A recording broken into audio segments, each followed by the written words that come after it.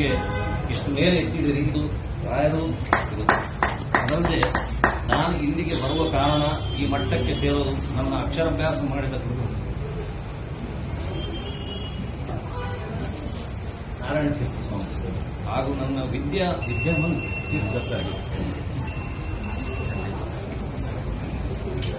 ಅದಲ್ಲದೆ ನಮ್ಮ ಕುಲಗುರುಗಳಾದ ಸತ್ಯಾತ್ಮಕ ಅನುಗ್ರಹದಿಂದ ನಾನು ಈ ಮಟ್ಟಕ್ಕೆ ಸೇರಿದ್ದೆ. ಆಧ್ಯಾತ್ಮ ಹಾಗೂ ಲೌಕಿಕ ಎಲ್ಲರ ಇದರಲ್ಲಿ ನಿನ್ನ ಒಲಿಮೆಯಿಂದ ಹಾಡು ಎಲ್ಲರ ಲೈಫ್ನಲ್ಲಿ ಹಾಗೆ ಇಷ್ಟೆಲ್ಲ ನಾನು ಅರ್ಹನೇ ಅಲ್ಲ. ನೀವೆಲ್ಲರೂ ಬಂದು ನಿಮ್ಮ ಈ ಪ್ರೀತಿ ವಾತ್ಸಲ್ಯ ಅಂತಃಕರಣಕ್ಕೆ ನಾನು ತುಂಬಾ ಆಭಾರಿಯಾಗಿದ್ದೆ.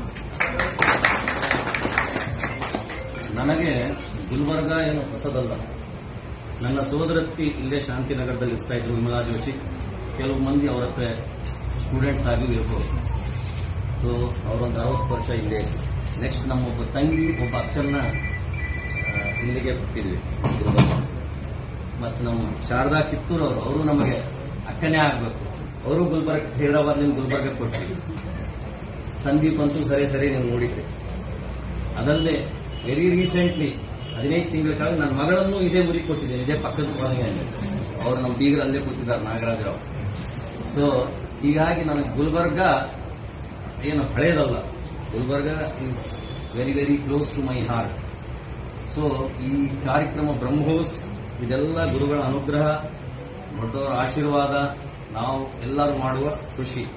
ಸಕಾರ್ಮ ಕರ್ಮ, ನಿಷ್ಕಾರ್ಮ ಕರ್ಮ ಅಂತ ಹೇಳಿದ್ರಿ. ನಿಷ್ಕಾಮ ಕರ್ಮ ಮಾಡೇಬೇಕು.